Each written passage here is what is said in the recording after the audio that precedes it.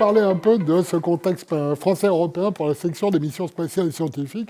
Alors, j'ai fait l'hypothèse qu'il y avait un spectre relativement large, donc vous ne savez pas forcément tout sur le spatial en France et en Europe, donc je vais vous dire quelques mots de contexte. Alors, la première chose à signaler, c'est que la communauté française jouait d'une position particulière en Europe, parce qu'on est le seul pays à avoir, de fait, une agence spatiale de plein exercice, c'est-à-dire avec tous les éléments, les aspects budget, la responsabilité des programmes, mais aussi la possibilité de conduire des missions de manière complètement autonome avec des centres spatiaux. Vous avez Toulouse, le CST, la direction des lanceurs qui a joué un rôle très important au début de l'Agence spatiale européenne avec Ariane.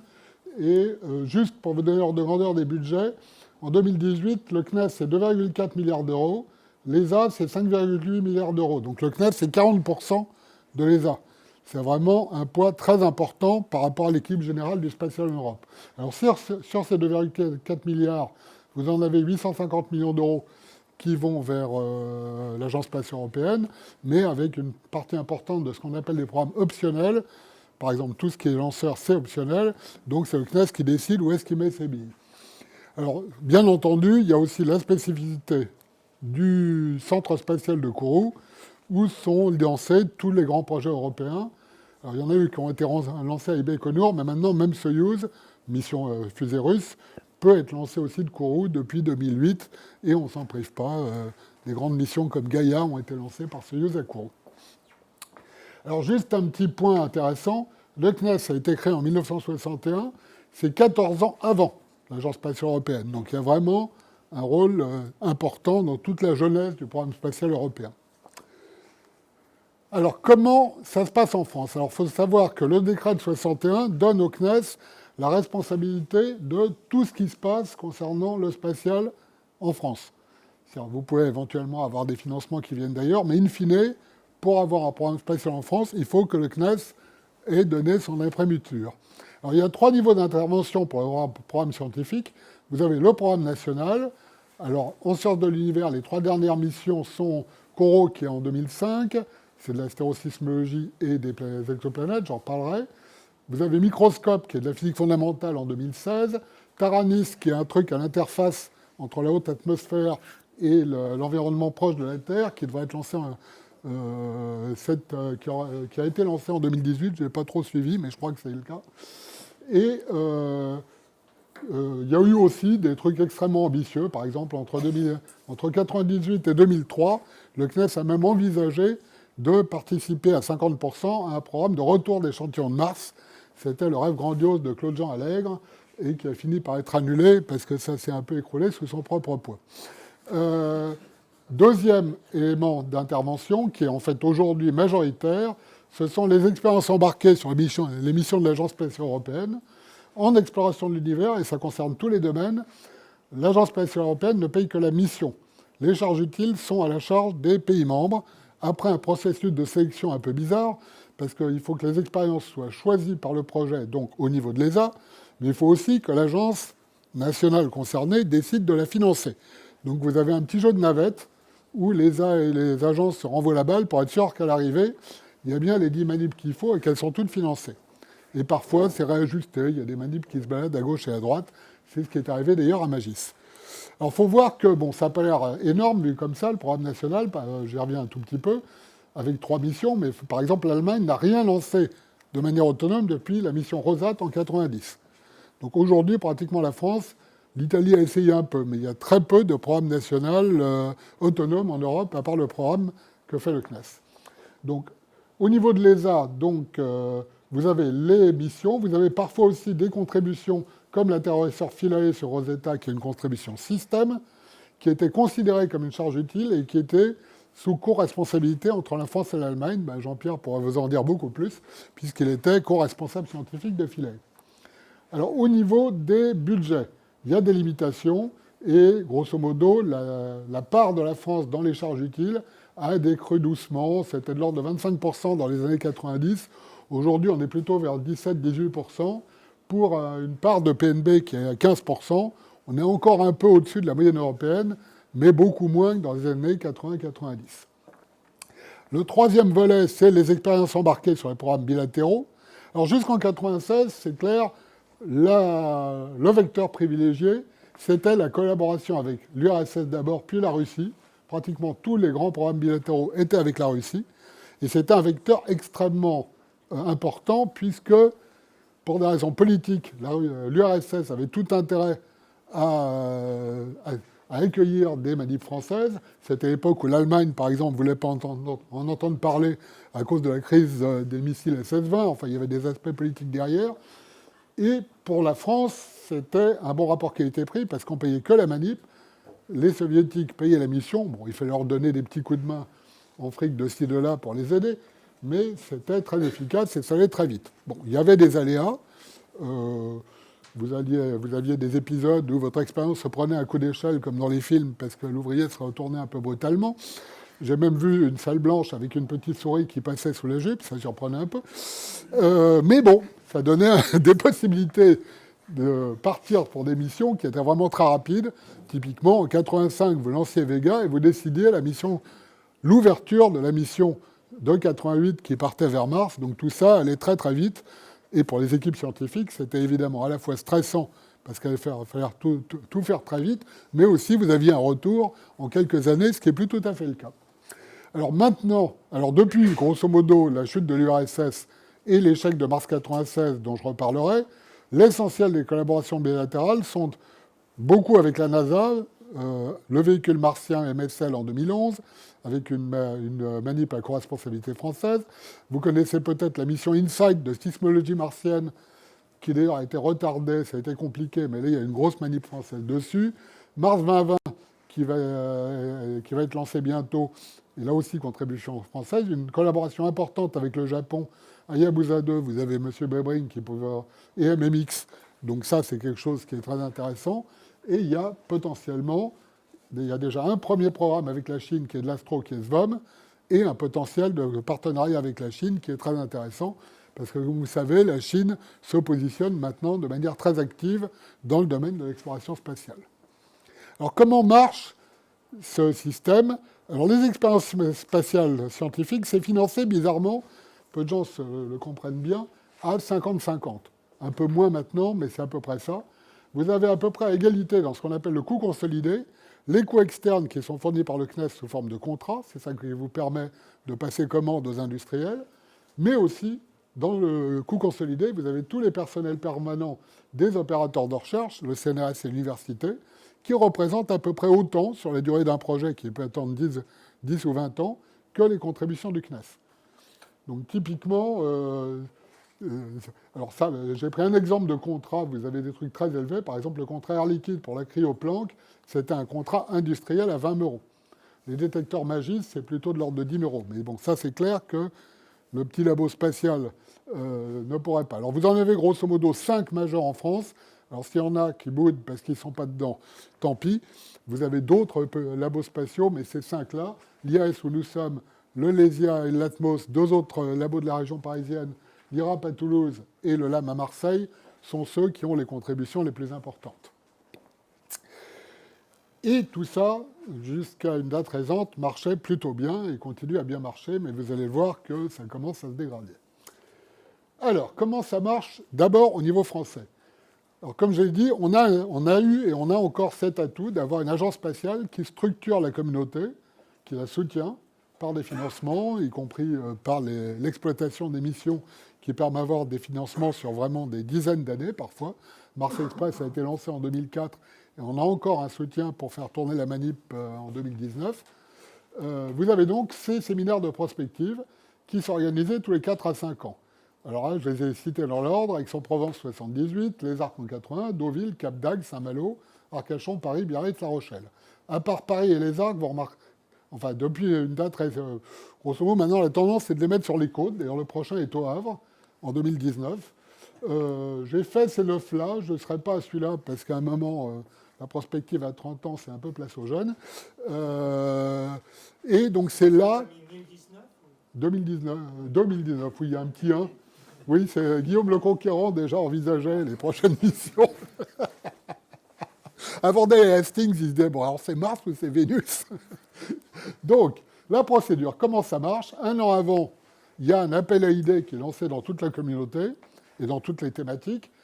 les idées reviennent, plus ou moins farfelues, de moins en moins farfelues malheureusement, parce que les gens maintenant commencent à avoir une bonne idée de ce qui peut passer ou non.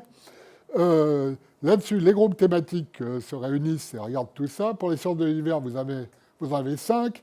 La physique fondamentale, l'astrophysique, le système solaire, l'exobiologie et ce qu'on appelle SHM, Soleil, héliosphère, magnétosphère, qui concerne donc la physique solaire et les plasmas spatiaux. Tout ça sort des recommandations donc tous les 4-5 ans. Alors dans un monde idéal, le message est, vous avez des priorités scientifiques et programmatiques, et le CNAS en tant qu'agence regarde les différentes options pour les mettre en œuvre. Alors il y a le programme obligatoire de l'ESA, mais pas que, ça peut être du bilatéral, et parfois, comme vous allez le voir, il y a des choses qui commencent sur un créneau et qui se terminent sur un autre. Donc ça, c'est vraiment le rôle de l'agence, de dire, OK, on voit où aller, et c'est le rôle de l'agence de regarder quelle est la meilleure méthode pour atteindre le résultat souhaité. Alors, il faut voir que la méthode a été vraiment très efficace pendant pratiquement 30 ans. Ces séminaires de prospective et le soutien du CNES ont permis à la communauté française de jouer un rôle majeur dans beaucoup de projets qui sont importants pour l'Europe. Alors, ne boudez pas si vous ne voyez pas votre projet fétiche ou vous pensez que la France a été en leader, c'est mon appréciation. On voit quand même beaucoup de projets majeurs. Donc Cluster SO, là c'était Aix-en-Provence 79, je m'en souviens très bien, j'y étais. Donc vers le programme scientifique de l'ESA. Cassini, un peu plus tard, également à l'ESA. Planck, 89-93, ESA. Corot, programme national. Là, à l'époque, en 93, là c'est 98, j'ai fait une erreur. 93, c'était uniquement astérosismologie. 98, suite à la découverte de Mayor, on a commencé à voir arriver l'aspect exoplanète du truc. Les affaires Mars, alors ça c'est 85 et 89, c'est là qu'on a vu apparaître le losange martien avec la télésection depuis l'orbite, c'était la pointe du haut. Ensuite, ça se séparait en deux. À ma gauche, les véhicules, à ma droite, les stations, et en particulier les sismos, et le tout se rejoignait en bas du losange vers le retour d'échantillons. Cette approche-là, elle est toujours d'actualité. On en a mis en œuvre beaucoup d'éléments, il manque encore la pointe du bas, qui est le retour d'échantillons. Donc l'astérosismologie, on a beaucoup parlé à Biarritz, en particulier en 2009, mais également avant. La cosmologie, les planètes géantes, et la spectroscopie des exoplanètes, qui a été discutée énormément en 2009 et 2014. Alors, si vous regardez tout ça, vous voyez qu'à l'arrivée, depuis une trentaine d'années, on se retrouve avec une dominante de contextes de réalisation qui sont le programme scientifique de l'Agence spatiale européenne. Vous en avez 8 sur 9. Vous en avez même un qui était la détection de Mars. Initialement, c'était le projet Mars 96, qui était du bilatéral avec la Russie. Il y a eu un échec au lancement. On a replacé. Il y a eu plusieurs tentatives. On a envisagé de le remettre dans un contexte bilatéral avec l'Allemagne. Jean-Pierre était dans ce coup-là. Il y a eu une autre possibilité via l'ESA, c'est celle-là qui a marché, ça s'est appelé Mars Express. Donc là, vous voyez cette idée, il y a une priorité, et le contexte change en l'occurrence, parce que la mission avec les Russes, elle s'est plantée, donc il fallait trouver un autre moyen pour atteindre cet objectif prioritaire.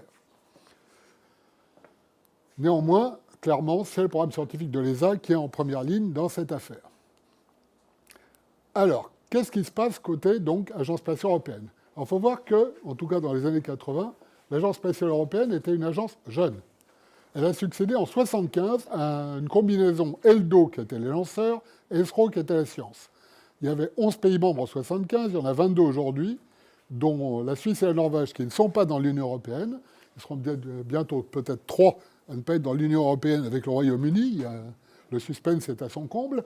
Alors, il faut voir que l'ESA, et ça c'est la même chose en anglais, European Space Agency, partait sur des bonnes bases parce que ça ne pouvait pas être pire.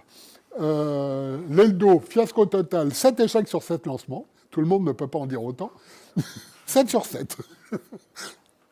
Et l'ESRO, bon, alors, il y a eu quelques affaires, je crois, en physique solaire et en plasma. Mais honnêtement, le bilan scientifique de l'ESRO n'est pas inoubliable. Je serais incapable, peut-être toi, Jean-Claude, tu pourrais citer une mission à l'ESRO, mais moi, j'en suis bien incapable. Donc, comment ça s'est mis en route ? Eh bien, de 1975 à 1983, on a vraiment une mise en route d'un programme scientifique spatial européen, avec des comités consultatifs à 2 niveaux. Solar System Working Group pour tout ce qui est système solaire, donc le Soleil, l'environnement, le milieu interplanétaire, les planètes, les petits corps, tout ça, c'est dans ce paquet-là. Et les exoplanètes se sont retrouvées d'abord dans l'Astronomy Working Group, parce que les méthodes étaient dans l'astro, mais on a fini par obtenir qu'elles soient regardées des deux côtés, parce que les exoplanètes, ça s'apparente quand même à la planétologie. Donc Astronomy Working Group, tout ce qui est à l'extérieur du système solaire, et il y a eu un groupe de physique fondamentale, mais à partir de 2001, 2002, on l'a regroupé avec la WG, parce qu'il n'y avait pas assez de missions pour faire vraiment une logique de compétition et de promotion de priorité dans ce contexte-là. Vous prenez ce qui sort de ces deux paquets, vous les envoyez dans un comité haut niveau qui s'appelle le Space Science Advisory Committee, SSAC, lequel fait une recommandation en général pour une mission, ou plusieurs missions parfois, vers le SPC, Science Policy Council, où il y a les représentants des agences, lesquels donnent de fait essentiellement le coup de tampon. On n'a pratiquement pas eu d'exemple, il n'y a eu aucun exemple où le SPC a changé la sélection du SSAC. Parfois, il la décale, il dit on n'a pas les moyens, donc on met en stand-by, et il l'approuve un peu plus tard, mais il n'a jamais changé la sélection scientifique. Alors c'est un point important par rapport à la NASA, par exemple. Alors vous allez voir que l'exécutif a les moyens d'influencer le processus, mais au moins en théorie, la décision scientifique joue un rôle très important dans le processus de sélection. Alors, jusqu'en 1983, on fait une sélection au coup par coup de projets qui sont ciblés vers 300 €. Donc c'est ce qu'on appellera aujourd'hui une mission moyenne. Et là, c'est un peu le souk, parce que vous avez toutes les communautés qui arrivent, chacun avec des projets plus divers que variés. Vous comparez les poires et les bananes et les autruches et les dindons. Il y a un petit côté it's now or never en anglais, c'est-à-dire que les gens jouent leur vie à chaque sélection, et ça crée des tensions. Le terme est un euphémisme. J'y étais à ce moment-là, je peux vous dire que c'était assez violent, pour ne pas dire plus. Et on se retrouve dans une situation où, un peu comme d'ailleurs dans d'autres contextes à la NASA avec le programme Discovery, il faut gagner une compétition sur la base de la science, donc vous faites de la gonflette, vous essayez de mettre un projet très ambitieux dans un cadre très restreint, et inévitablement, celui qui est sélectionné, c'est souvent celui qui a réussi à bluffer le plus sur le rapport qualité-prix. Un exemple qui est un très bon projet, d'ailleurs, qui s'appelle ISO, Infrared Space Observatory, ça a été le dernier du lot, il a fait un peu, il a contribué à faire changer la vision. C'était un projet moyen qui n'était pas moyen, il était très gros, et on s'est aperçu qu'il était en train de faire sauter la banque. Et donc l'approche atteignait ses limites. On voyait que tout le monde faisait de la gonflette et qu'à l'arrivée, c'était des projets qui devenaient complètement infaisables dans le contexte budgétaire. Et donc est arrivée la période 84 où Roger Maurice-Bonnet a pris la direction scientifique du projet, et pour des tas de raisons, dont beaucoup de bonnes, et une qui l'était peut-être moins, mais qui a très bien marché, il a mis en place la définition d'un programme à long terme pour donner à la communauté scientifique des perspectives claires. Alors ça, c'est très important. Alors, après, on peut discuter tout ce qu'on veut, mais grosso modo, toutes les grandes priorités qui ont été définies par l'ESA ont fini par se faire, et donc ça a permis à la communauté de s'investir sur des projets en se disant, bon, là, on tient quelque chose qui va se réaliser, on n'investit pas à perte. Alors, la bonne raison, donc, c'est celle-là. La raison qui était moins bonne, mais qui était aussi dans filigrane, c'est que le processus de sélection allait se continuer en 1984, et en particulier, la mission solaire SO était en compétition directe avec la mission Cluster d'observation de la magnétosphère terrestre. Et notre ami Roger Maurice, qui était à l'origine de SO, savait pertinemment, parce que comme moi j'étais au SSWG à l'époque, il savait que c'était 8 contre 6 à la sortie, et donc que SO allait passer derrière Cluster. Et donc il s'est dit, ah bah tiens, on va essayer de les marier, comme ça les deux passeront en même temps. À l'époque, je me disais, bon, c'est du tactique. En fait, non. Il y avait cet aspect tactique, mais il a assumé complètement. Il a mis en place le programme à long terme, il est défendu jusqu'au bout. Donc je m'en fous de ses motivations. Le résultat était positif pour toutes les communautés. Bravo. C'est comme, parfois, vous avez le même discours sur l'origine des... Je crois que c'est Popper ou je ne sais plus qui disait l'origine des modèles, on s'en fout du moment qu'ils sont validés. Ben là, c'est tout à fait ça. Donc, quels étaient les grands axes? 4 triangulaires prédéterminés. Ça devait se terminer à horizon 2000, comme l'on l'indique. En fait, ce 2000 s'est retrouvé en 2009, parce que tout ça coûte plus cher et prend plus de temps que prévu. Donc, la première mission, qui était ce qu'on appelait la connexion Soleil-Terre, SO pour le Soleil, cluster pour les magnétosphères, ça a été vendu de M. Garmisch-Partenkirchen par une terrible conférence montrant la profonde unité de ces deux communautés qui ne pensaient et ne respiraient qu'ensemble. Je n'ai pas fait la statistique sur le nombre d'articles qui utilisent à la fois les données de cluster et SO, mais je ne suis pas... fait dans la maison. Mais je ne suis pas sûr qu'il soit majoritaire, mon cher Jean-Claude. Mais bon, la relation Soleil-Terre est une réalité, donc, OK. Côté astronomique, donc, c'est l'observatoire XM Newton. Il faut savoir qu'à l'époque, et encore maintenant, l'astronomie de hautes énergies a été un lobby très puissant dans le système européen. Il y avait une première mission avant qui était en... comment ça s'appelait ce truc? Non, encore avant. Exosat. Donc, troisième pierre angulaire, le retour d'échantillons cométaires, qui est devenu Rosetta après le retrait de la NASA, j'en reparlerai. Et la quatrième, enfin là, c'était 3-4 à ce moment-là. Donc, un observatoire submétrique qui s'appelait FIRST. En 92, c'est Rosetta qui a été placé en premier. Ça devait être lancé en 2003, c'est parti en 2004, à cause du retard des problèmes d'Ariane 5. Et donc, Herschel, qui a un nouveau nom de FIRST, qui est parti avec Planck en 2009. Ce qui était prévu, c'est 5 missions moyennes, où il y a la compétition compétitive comme avant, mais comme vous allez le voir sur la planche d'après, le fait que les 4 pierres angulaires donnent quand même un cadre. Ces gens se disent, bon, on va se placer dans un contexte défini. Donc, en l'occurrence, on n'a que 3, plus 2 autres un peu bizarres, qui ont été lancés pendant la période d'horizon 2000. M1, la première mission moyenne, c'était la sonde de descente Huygens associée à Cassini. Donc là, l'ESA fournissait l'atterrisseur de Titan, mais ça a permis de donner accès à l'Europe à un tiers des COAI, donc les collaborateurs scientifiques, de tout l'orbiteur. Donc c'était un deal qui était vraiment très avantageux pour la communauté européenne. Deuxième mission moyenne intégrale, donc Jean-Claude vient de le mentionner, astronomie gamma lancée en 2001, Cassini lancé en 1997, mission orbitale de 2004 à 2017. Vous commencez à avoir les grandeurs du temps. On est en train de causer d'une sélection en 88, faites la mission en 2017. Vous avez 30 ans, là, et ça, on les a souvent. Donc, 96, très important aussi pour l'IAS, la sélection de Planck pour le fonds cosmologique, lancée en 2009, opération scientifique entre 2009 et 2013. Alors là, l'Annus Horribilis de 96 a mis un peu le souk dans ce joli paysage. Alors pourquoi Annus Horribilis? D'abord, 2 échecs majeurs. Le lancement de cluster, donc la moitié de la pierre angulaire, échoue parce qu'il est sur Ariane 501, qui, je vous rappelle, était man-rated. Ça devait envoyer de bons hommes, donc on disait 10-4 de taux d'échec. Il se plante. Alors c'est un lancement gratuit, mais le gratuit est à mettre entre guillemets, parce qu'en l'occurrence, ça n'a pas été un cadeau.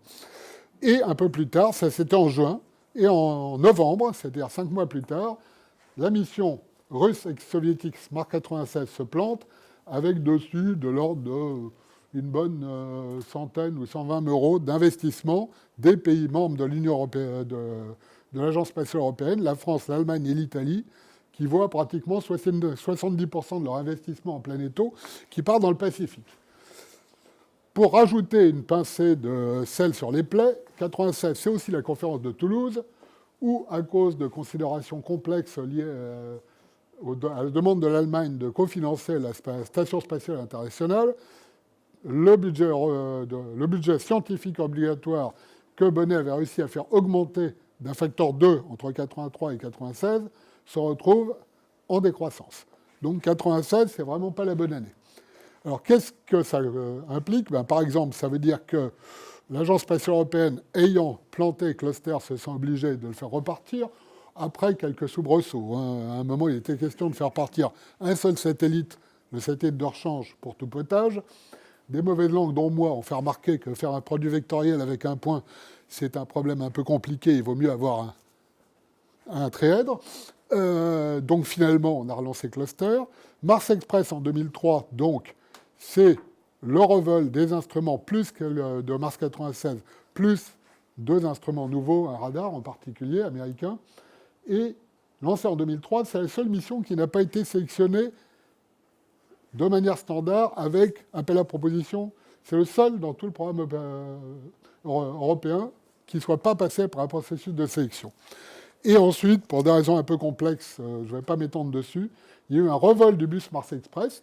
Alors là, ça a été ouvert à la sélection, mais quand vous faites revoler un bus planétaire, à la stupeur générale, les missions planétaires avaient un petit plus au départ, et donc c'est une mission vers Vénus qui a été sélectionnée. Disons que c'était une sélection, mais légèrement orientée. En fait, Bonnet voulait une deuxième mission vers Mars, et la communauté scientifique lui a dit, on n'a pas les résultats de Mars Express, on ne sait pas trop qu'est-ce qu'on pourrait proposer d'astucieux avant d'avoir les résultats de la mission d'avant.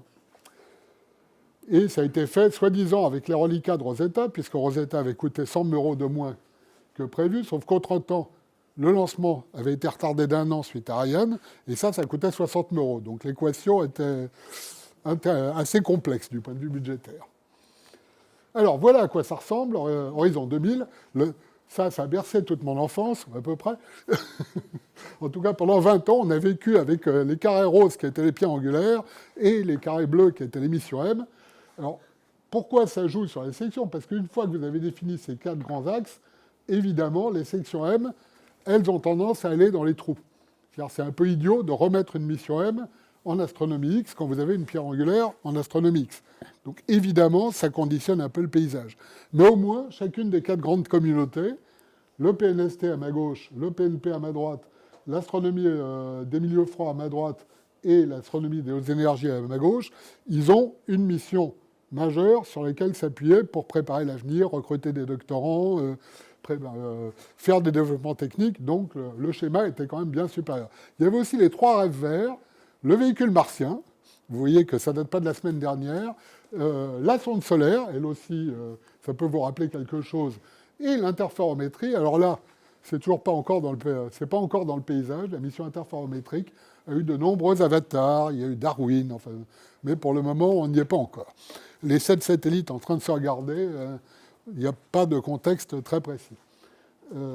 OK. Avançons d'un cran. Horizon 2000, c'est 95-2018. Le principe est le même. Vous avez un survey committee qui se réunit en 95, un endroit tragique, on était à Capri, qui définit 3 nouvelles pierres angulaires. Donc, Bepi-Colombo, la mission de caractérisation vers orbitale de Mercure, 2 satellites, un satellite japonais, donc une collaboration avec le Japon.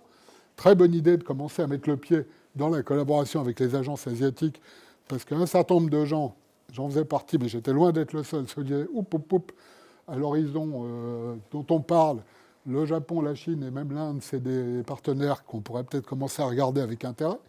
Et ils n'avaient pas tort, qui plus est. Donc l'astrométrie haute précision, c'était censé être de l'interférométrie. Tiens, le pointeur m'a lâché, ah non, le revoilà. Donc c'est Gaïa, qui a été plus interférométrique du tout, mais c'est pas grave. C'est ça qui a pris la place. Et on avait les ondes gravitationnelles, qui est LISA. Pour préparer ces grandes missions, 2 missions technologiques ont été définies. J'ai du mal avec le pointeur. Ah voilà, il revient. Donc la mission Smart One teste la propulsion ionique pour Bepi-Colombo. Et LISA, il y a une mission Pathfinder pour les accéléromètres à la compensation de traînée. C'est prévu pour 2009. À la fin, LISA Pathfinder a coûté aussi cher qu'une mission moyenne. Elle a complètement explosé dans les coûts. Elle a fini par partir en 2015 avec un succès entre 2015 et 2017, mais comme vous pouvez l'imaginer, il était, alors bien que M. Binet-Ruim prétendait le contraire, il était très difficile de sélectionner LISA avant d'avoir eu la mission de démonstrateur technologique. Alors, là-dessus, entre les revols dont j'ai parlé, les clusters à Mars Express, les retards et les surcoûts, on se retrouve avec un budget qui diminue beaucoup. Un autre événement majeur en 2001, c'est Roger Bonnet laisse la place à David Southwood. Alors vous pouvez interpréter les couleurs comme vous voulez. En ce qui me concerne, on est passé du vert au rouge, et principalement parce qu'on est passé d'une approche stratégique, qui était celle de M. Bonnet, à une approche tactique, qui est celle de M. Southwood. Pour le spatial, ce n'est pas un bon plan, surtout qu'en plus, notre ami David se plantait quasiment à chaque coup. Alors quand vous faites du tactique et qu'en plus vous vous trompez de cheval, ce n'est pas un bon plan. Il y a un membre du SPC qui m'a dit texto, quand je ne sais pas quoi faire, j'écoute David, et dès qu'il dit blanc, je vote noir. C'était un guide très sûr, il doit se planter, donc je ne sais pas quoi faire, je vote contre. Ah non, mais texto, j'étais un peu surpris quand même. Résultat, pendant tout Horizon 2000+, il y a eu seulement 2 missions sélectionnées, en M, donc les missions qui étaient censées jouer la carte de la diversité, de la flexibilité, pratiquement il n'y en a pas eu, d'autant que les malheureuses, ça a été Solar Orbiter, qui a été sélectionné en 2001, mais désélectionné en 2008, et remise en compétition pour le cran d'après, qui va être la planche d'après.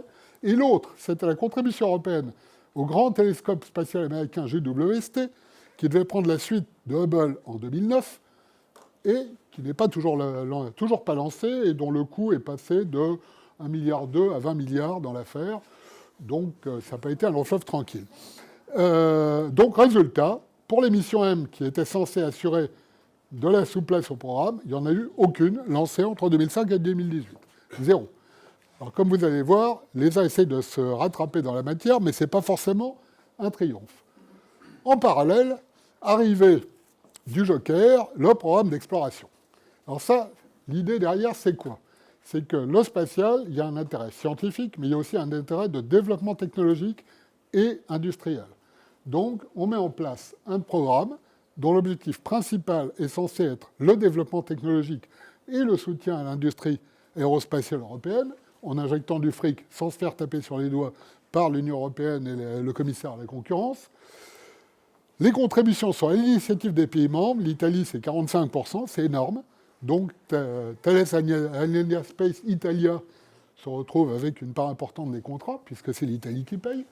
La France, l'Allemagne, le Royaume-Uni sont à peu près à 15%, et le reste par les autres. Le premier projet qui est retenu, c'est ExoMars, un orbiteur relais et le véhicule Pasteur pour l'exobiologie. C'était prévu pour 2011, peut-être même 2009, non, à un moment? Non, c'est 2011. 2011, le vrai départ, pour 800 €. Aujourd'hui, on est bien au-dessus d'1 milliard. Ça a commencé par un stand-alone. C'est passé par une collaboration avec la NASA, qui, comme d'habitude, elles adorent ça, a retiré sa contribution au plus mauvais moment. Ils sont spécialisés dans le coitus interruptus au plus mauvais moment. Résultat, on se retrouve avec la Russie. Lancement Proton, module d'entrée. Alors, au niveau techno, il y a quand même un petit problème, c'est que la Russie n'a pas réussi grand-chose sur Mars jusqu'à présent, et même elle a à peu près tout raté, mais bon, un jour ça peut marcher.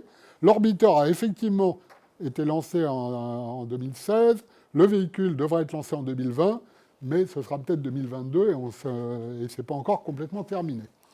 Alors, la bonne nouvelle, c'est qu'on dit à la communauté scientifique, chic alors, vous allez avoir un budget qui n'a rien à voir avec le programme obligatoire, on ne va pas vous le décompter, c'est en plus. En fait, non.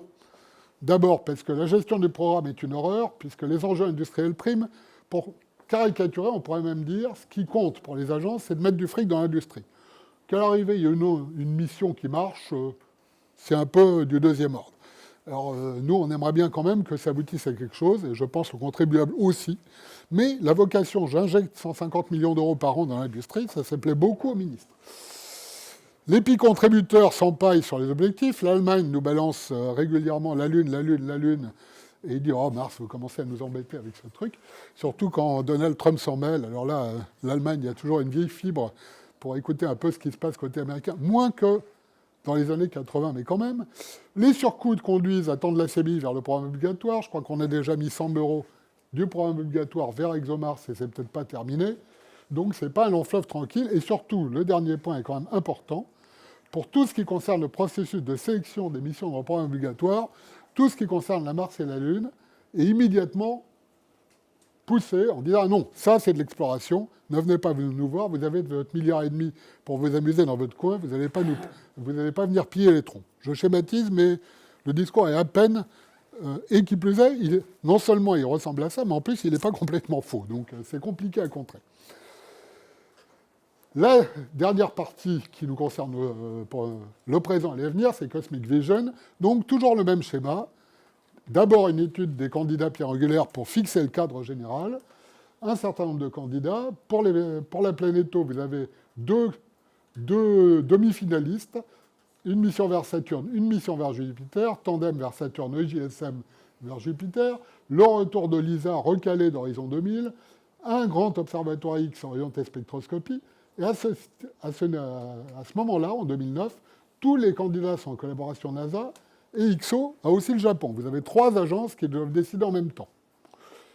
Assez gratiné comme montage. Et d'ailleurs, vers 2010, la NASA dit, oh là là, avec en particulier les surcoûts de GWST, nous, on arrête les frais sur ces missions majeures, débrouillez-vous tout seul. Donc, comme avec Rosetta en 1991, il faut redimensionner tous ces projets dans un contexte purement européen, c'est ce qui est fait, et on se retrouve avec donc la contribution européenne à JSM qui est JUICE, qui est sélectionnée pour la première pierre angulaire, Mission L, c'est le nouveau nom, Athéna pour 2028 et les ondes gravitationnelles pour 2035. Alors vous voyez qu'on commence à regarder déjà assez loin.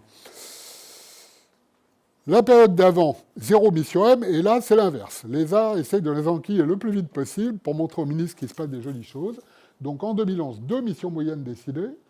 Solar Orbiter pour 2020, à l'époque c'était 2017, janvier, mais ça s'est un peu décalé. La cosmologie après Planck pour 2021. Une mission d'astérosismologie plateau sélectionnée pour M3. La caractérisation spectroscopique en 2018. Et ils veulent démarrer la mission d'après, qui pourrait voler en 2030, et là, même le SPC commence à freiner en disant « vous êtes gentil, mais on va peut-être commencer à calmer un peu le jeu, parce que les agences nationales ne peuvent plus suivre ». Alors, voyons un peu un petit bilan. Donc, vous voyez, depuis 1983, les missions majeures, 4 définies en 1984, qui ont toutes volé, 2 plus 1 en 1995, Gaia et Bepi-Colombo sont partis, LISA poussée vers Cosmic Vision, 2005, ExoMars, qui est de fait une mission de niveau pierre angulaire aux missions L, elle n'est pas encore partie, mais il y a bon espoir qu'elle parte au début des années 2020. Et 3 définies en 2012, la mission vers Jupiter, la mission d'astronomie mix post-Newton et les ondes gravitationnelles. Les missions M, il y en a eu 3 pour l'horizon 2000. Horizon 2000+, il y en a eu 2, mais qui sont reportés sur Cosmic Vision, de fait, et 4 déjà sélectionnés pour Cosmic Vision et une en cours. Là-dessus, il y a eu 2 cas particuliers. J'ai parlé de Mars Express. Il y a eu une M+, qui était Venus Express, j'en ai parlé. Il y a même eu une mission S. Alors ça, c'est un truc récurrent à l'ESA. Les petits pays membres n'arrêtent pas de dire « mais on veut des petites missions pour qu'on puisse se mettre dessus ». C'est très compliqué à trouver des choses astucieuses à faire pour 100 €. Il y en a une pour les exoplanètes qui a été choisie, c'est Cheops. Mais par exemple, en Planéto, la notion de mission à 100 €, rien que le lanceur, déjà, vous avez bouffé votre budget. Donc, c'est pas évident. Alors, comment ça marche? Vous avez, pour les missions M, qui est donc le seul élément du programme qui garde théoriquement un peu de souplesse, vous avez entre 20 et 50 candidats sur la ligne de départ. C'est l'appel à proposition, ça arrive de partout, allons-y. Ça arrive dans les 2 comités d'en dessous, S7WG et la WG. Pour la deuxième phase, vous en avez 3 à 5 retenus pour la phase A, donc l'étude en détail, où il y a déjà une étude industrielle, et alors, il y a un cas où il y en a 8, mais parce qu'il y avait 2 missions sélectionnées en même temps, c'était M1 et MM2. Là-dessus, à la fin de la phase A, chacun des 2 groupes fait des priorités ordonnées, 1, 2, 3. En général, on sait que seul l'un de chaque côté a une chance. Il y a eu un contre-exemple, donc c'était Giotto. Et ça donne à l'arrivée une mission recommandée par le SSAC. Elle est le plus souvent, elle est tout le temps sélectionnée par le SPC. Et 2 ans plus tard, il y a ce qu'on appelle l'adoption, qui suppose qu'on ait confirmé la faisabilité technique et le fait que les coûts ne sont pas trop délirants. Là, je mets quelques points d'interrogation, parce que même après l'adoption, certains projets ont bien gonflé. Bepi-Colombo est passé de 700 à 1,1 milliard, je crois. Mais on peut faire pire. Alors, un mot sur les comités consultatifs. Ça a très peu changé depuis 1983. Le nombre de membres a un peu changé. Par exemple, le SAR System Working Group, il y avait 15 membres en 2004, il y en a 12 aujourd'hui. Le SSAC, c'est l'inverse. On était 9 en 2004. Il y en a, je crois, 12 plus 3 externes en 2019, dont 2 membres Escalité, qui sont les 2 présidents des groupes Système solaire et Astro. Et il y a aussi 3 extérieurs.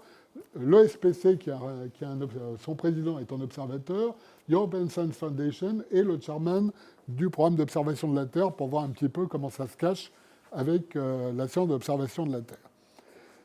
Le système est extrêmement bizarre. Ce sont des mandats très courts et non renouvelables. Les 12 membres actuels ils ont un mandat de 3 ans, il y en a 4 qui s'en vont et 4 qui arrivent tous les ans. Alors ça tourne. Ce qui veut dire pratiquement que 3 ans, souvent, c'est trop court pour ne suivre ne serait-ce qu'un processus de sélection complet. La FASA, c'est typiquement 1 an et demi, donc vous pouvez vous retrouver avec des bouts de sélection où vous n'avez pas été pris vous n'avez pas suivi le début, vous êtes censé décider à la fin. C'est très court. Alors, quel est l'avantage ? Il n'y a pas de sénateur, puisque... Alors, juste un détail qui est loin d'être négligeable, vous ne pouvez être éligible à être dans ces comités qu'une fois dans votre carrière.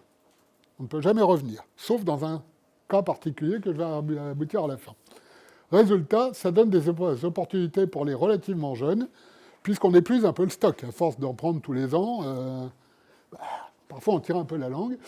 Moi, j'en ai profité, puisque je suis arrivé dans ce comité-là, j'avais le bel âge de 33 ans, mais à cette époque, en plein été, on n'était pas très nombreux. Donc ils cherchaient un peu avec leur lanterne qui est-ce qui pouvait s'y coller. Le président est nommé directement par l'exécutif, et vous allez voir que c'est tout sauf neutre. C'est l'un des moyens par lesquels l'exécutif qui dit « vous décidez, vous les scientifiques », oui, mais. Autre petit détail, le secrétaire exécutif joue un grand rôle, puisque par exemple pour le SAR System Working Group, M. Marcello Corradini a été secrétaire exécutif, donc discutant avec le président de l'ordre du jour et de ce qu'il fallait faire, pendant 22 ans. Vous avez quelqu'un qui est là pendant 22 ans, les autres ils sont là pour 3 ans et ils se barrent. Vous pouvez imaginer que pour trouver sa place vis-à-vis de secrétaire, il vaut mieux avoir un petit peu de personnalité. Sans ça, vous pouvez vous faire bouffer totalement. Parce qu'il vous explique qu'il connaît mieux le sujet que vous, et en prime, il n'a pas complètement tort.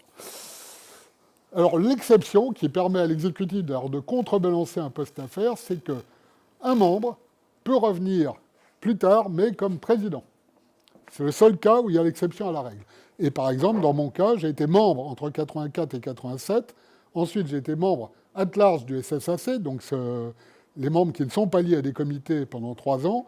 Et j'ai terminé par 3 ans comme président du System Working Group. Donc là, pour le coup, j'avais suffisamment de bouteilles pour exister vis-à-vis de secrétaire exécutif. Donc c'est un peu comme ça qui tempère un peu le système.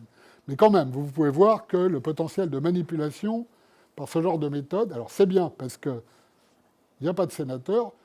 Alors par exemple, au CNES, c'est exactement l'inverse. La communauté est plus petite. Là, on peut s'incruster. Je crois que j'ai fait 23 ans au groupe Système solaire du CNES, dont 7 en tant que président.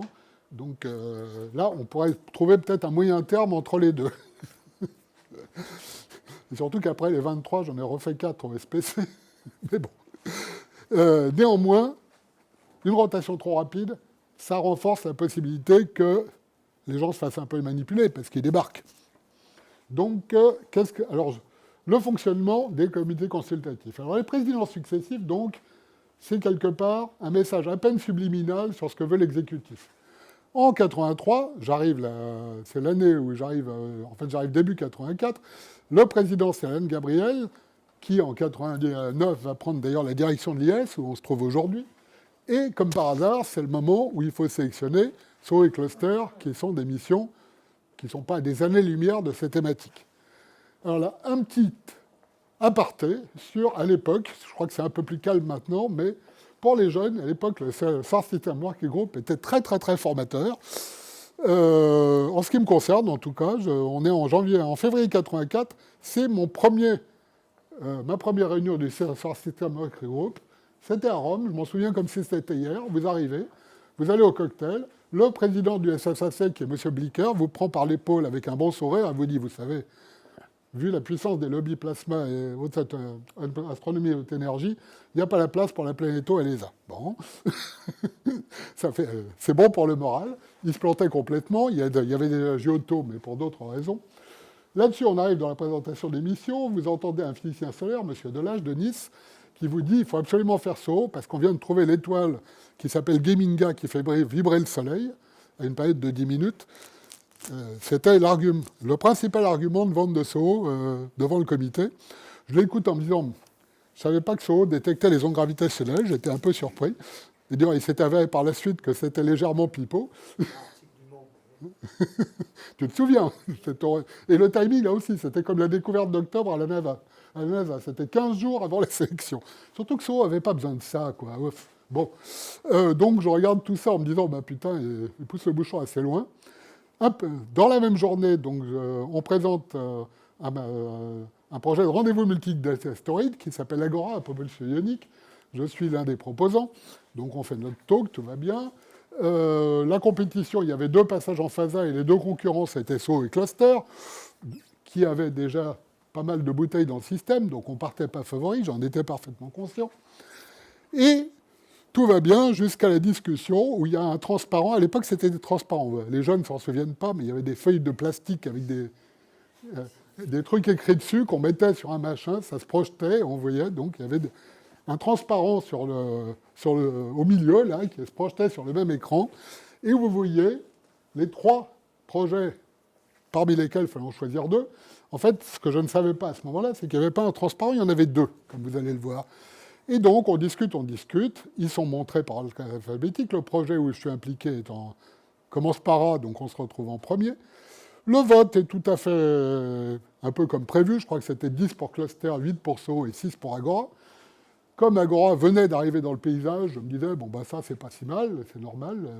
En plus, bon, c'était quand même... Ils avaient raison sur un point, c'était un projet, on voulait de la propulsion ionique et un rendez-vous multiple d'astéroïdes.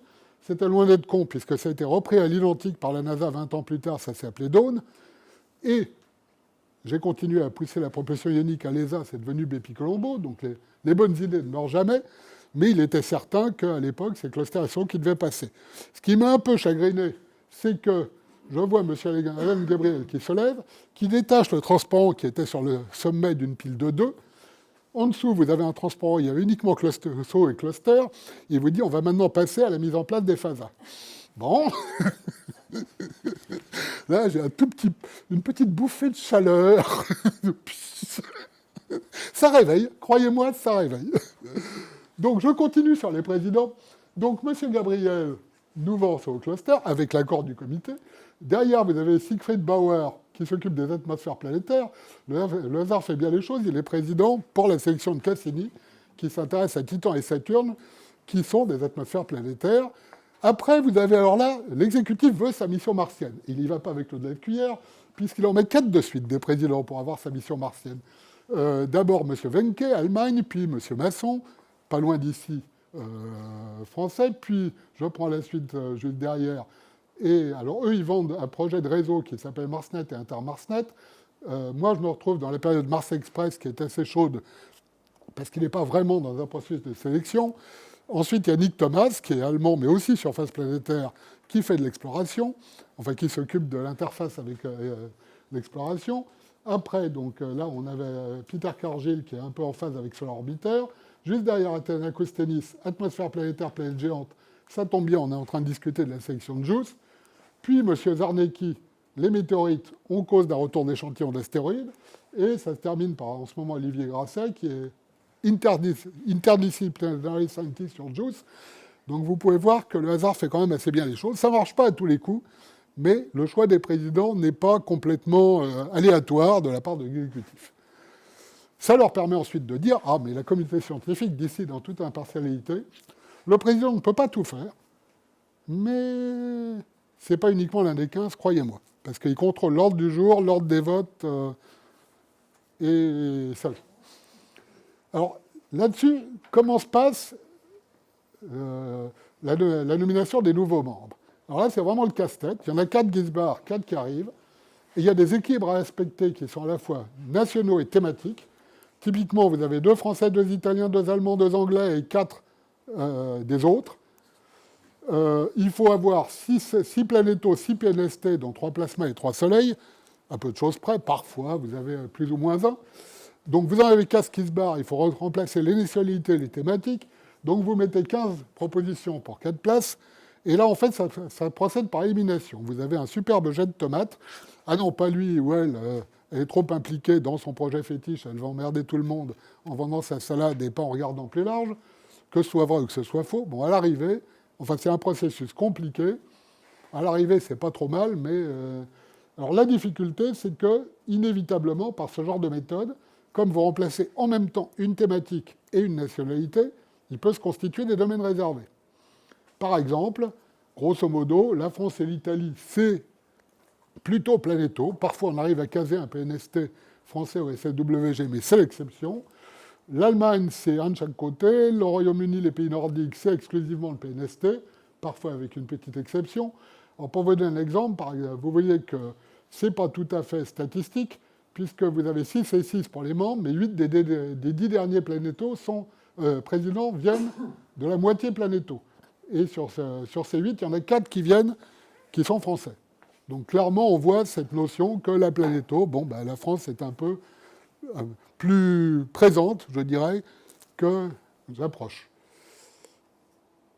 Alors, la parité a fait des progrès. Il y avait 2 dames sur 15 en 84, 5 sur 12 en 2019, mais il n'y a eu qu'une seule présidente sur 10.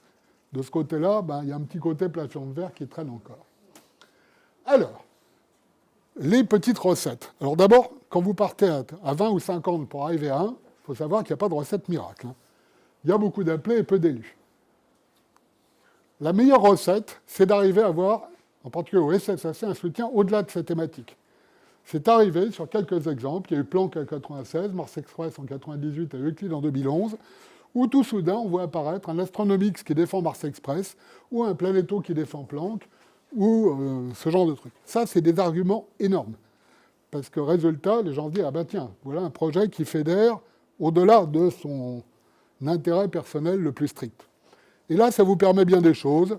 Ça permet à Mars Express, par exemple, de passer par-dessus le fait qu'il n'y a pas eu de processus de sélection.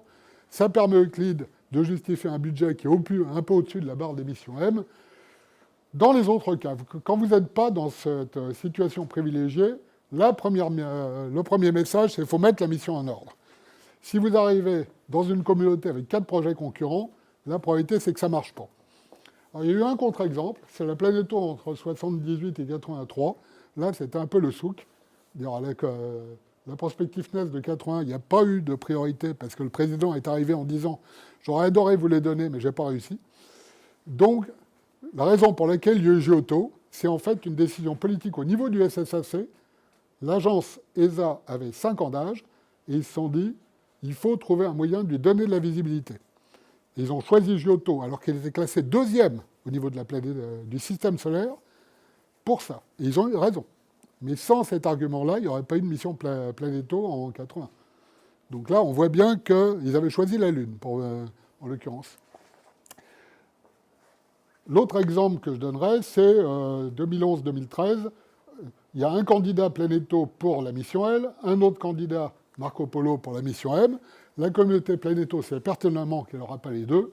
Et un certain nombre de gens dont j'ai fait partie, mais c'est très collégial, finissent par dire la priorité, c'est JUICE. De l'autre côté, il y a 2 fers au feu, c'est JUICE qui est passé.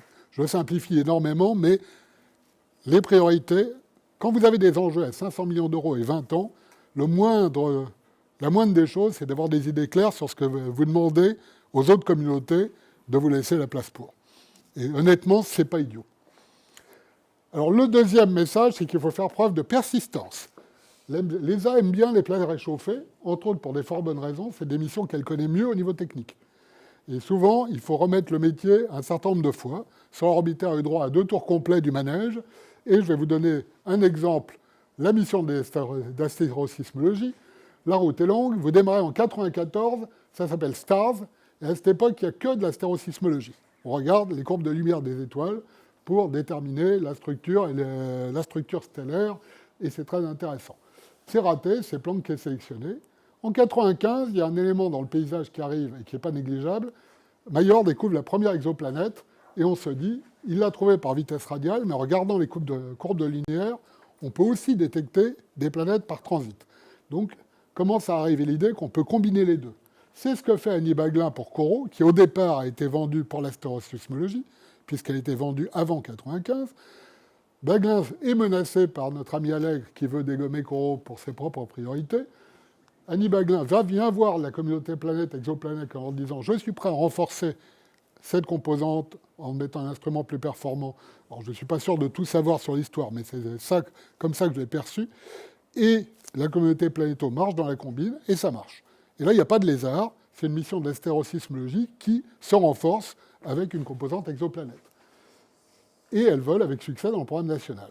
À l'ESA, vous avez Eddington, candidat à M+, comme Venus Express. Lui aussi, il se positionne Voilà ce qu'il y a sur le site encore aujourd'hui. C'est la culmination des efforts d'astérosismologie dans l'espace. Et il rajoute, et on pourra peut-être aussi regarder les exoplanètes. Mais il n'y a pas de lézard sur la manière de vendre le projet. Ensuite, vous avez... Alors ça ne marche pas, il se fait annuler en 2003, donc 2011, arrivée de Plateau. Alors je dirais, c'est pas exactement Eddington, mais il y a une chanson en ce moment qui pourrait s'adapter. Comment ça se... Je n'ai pas changé les questions que je me pose. Il y a une chanson assez à la mode sur les questions. Je n'ai pas changé les questions que je me pose. Des Toulousains, je ne sais plus qui. Bon, enfin donc, on retrouve la même thématique, mais ce coup-ci, pour des raisons plutôt tactiques, c'est les exoplanètes qui commencent à être mises sur le devant, alors que la modification d'astérosismologie est toujours présente. Encore un échec sur l'orbitaire Euclide. La communauté astérosismologie commence à s'impatienter, parce que 93-2011, ça fait beaucoup. Et alors, en 2014, on touche le fond. Vous avez la présentation Plateau 2, sur 20 planches, il y en a 19 sur les exoplanètes, et la 20e qui vous dit « mais il y a quand même ce bruit astérosismologique qui va être gênant pour la détection des exoplanètes, il faut pouvoir le corriger ».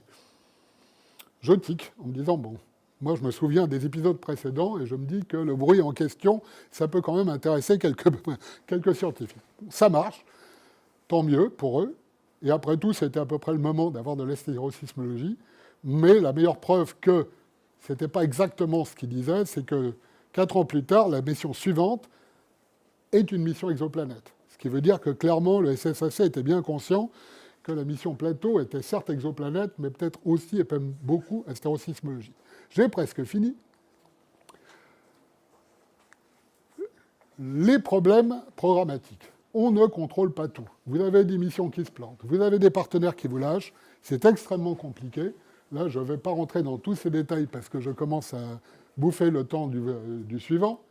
Donc vous avez... Alors on peut s'en sortir surtout quand on est vénard. L'Agence spatiale européenne a un talent pour prendre la bonne décision sur des éléments qu'elle n'a pas encore. Par exemple, en 88, la NASA est en train d'annuler tout le gros projet. Il y a une collaboration avec un grand projet qui s'appelle Cassini. Les gens disent « oh là là, mais ils vont vous annuler celle-là ». Et le concurrent, il est en collaboration avec l'URSS, qui est un peu comme la Chine aujourd'hui, à l'image, bon, ces pays autoritaires, ça présente des inconvénients, mais au moins, c'est stable. 88, c'est un an avant 89, finalement, on a bien fait de prendre le risque programmatique côté américain. Parce que le côté russe, ça n'aurait peut-être pas été un cadeau. Mais au moment de la sélection, personne ne le savait. Pareil, en 96, sélection M3, l'exécutif pousse comme des malades, il n'y a pas d'autre terme, le réseau vers Mars. Là, c'est vraiment de la torsion de bras de tous les étages. Il y a un vote transdisciplinaire qui conduit à la sélection de Planck. 2 ans plus tard, la NASA plante sa mission martienne parce qu'ils confondent les pieds et les mètres. Ça a été un très grand moment de l'exploration américaine. Non, mais je rigole pas. Ils l'ont cramée parce qu'elle est passée trop près. Parce que les pieds, c'est plus petit que les mètres, je n'y peux rien. Et ça aurait foutu en l'air tout le programme, ils ont tout remis à plat, et donc l'Europe aurait perdu sa mission si on avait pris l'autre. Mais là aussi, en 1996, il n'y avait pas de boule de cristal. Pour l'opération de 2012, on a été plus prudent. On avait une mission en collaboration qui était en fait 2 missions complètement indépendantes. Donc quand la NASA s'est retirée pendant 2 ans, on a continué avec notre mission à nous qui était EJSM, qui est devenue JUICE. 3 ans plus tard, la NASA revient avec Europe Clipper. OK, on recoordonne. Et donc la coordination entre missions est la méthode la plus sûre pour faire des collaborations. Et on attend encore le happy end du feuilleton ExoMars. On verra en 2020 et peut-être même en 2022. Donc vous voyez, il y a des aléas programmatiques, mais l'ESA s'en sort franchement bien, puisque jusqu'à présent, tout va bien. Le dernier transparent arrive. Donc le bilan, il est effectivement remarquable. Avec les moyens qu'a l'ESA, qui est quand même tout compris avec les pays membres, à peu près le tiers ou le quart de ce qu'a la NASA, on arrive à exister, et de manière majeure, dans beaucoup de domaines. Les communautés, parfois, attendent un temps fou, comme sur l'orbitaire, comme Bepi-Colombo, mais quand l'ESA s'engage, il y a cette idée que ça va venir, parfois plus tard que prévu, plus cher que prévu, mais l'ESA tient ses engagements vis-à-vis de la communauté, et ça a été le cas jusqu'à présent. Le problème, c'est qu'on a aujourd'hui une situation où les perspectives de mission s'éloignent de plus en plus. Vous avez en bleu la modeste liste de projets qui restent à lancer. Ils ont été sélectionnés, et on attend encore le lancement. Et encore, Bepi-Colombo vient d'être lancé il y a 4 mois.